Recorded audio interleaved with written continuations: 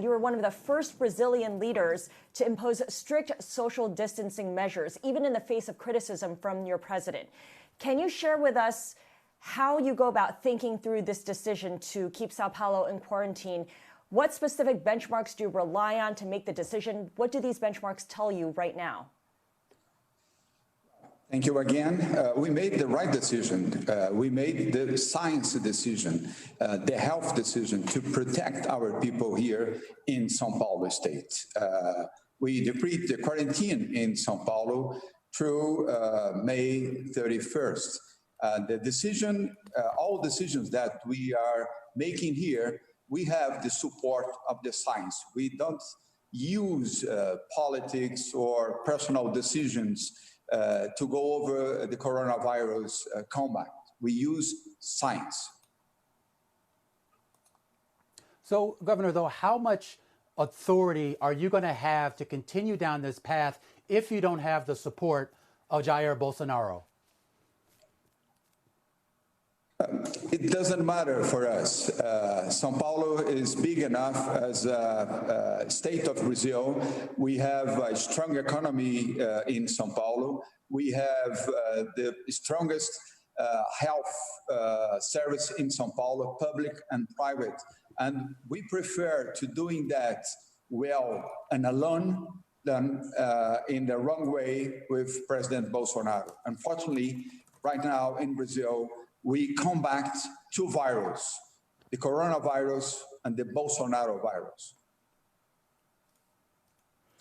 I like what Romain asked you about with regard to support from the federal government, because your state was buying medical gear directly from foreign suppliers. But recently you've had some trouble getting some of that equipment from places like China and from the federal government as well. Is that changing right now?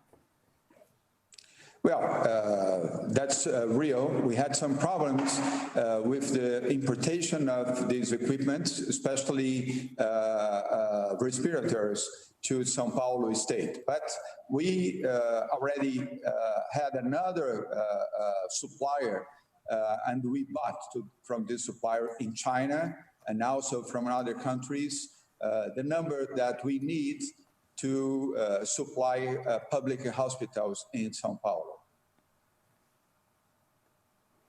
So, Governor, one issue that's been brought up specifically with Sao Paulo are the number of folks who are in the favelas, folks who maybe don't have the same financial resources to distance themselves in a way that the rest of us do.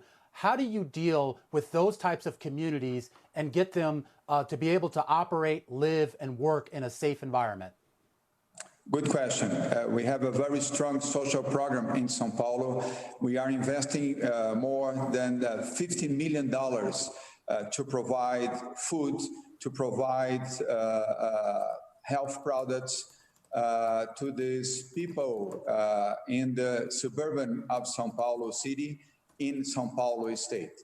We are doing that every month, providing food. This is the most important thing. And also other products to clean the house of these poor people around the city of Sao Paulo and in some places in the state. Okay, so it sounds like you're doing it through incentives. You're dangling a carrot. What about the stick? How does the government go about imposing and, enforcing social distancing measures in the favelas? Well, it's not easy to do that. You can imagine this, but we are using radio information and also campaigns and also putting social assistant people going to the favelas to orient these people that they must keep the social distance. And also they need to use alcohol gel and also some important attitudes to keep these people out of the coronavirus. It's very difficult to do that. You can imagine it. We have in Sao Paulo city, just in the Sao Paulo city, capital of the state, we have almost 400,000 people in this condition. It's the big challenge to Sao Paulo or any other area in Brazil. So, Governor, I mean, Sao Paulo is obviously economically important to Brazil. In a lot of ways, it's also economically important to a lot of your neighboring countries and even to countries far afield, like the U.S., that does a lot of business. In the last month, we've seen two health ministers in Brazil leave office. Right now, it's not really clear to foreigners looking into Brazil right now who is running essentially the health response here from a nationwide level. Do you think that's going to be resolved? Is there going to be some sort of nationwide coordination to fight the coronavirus?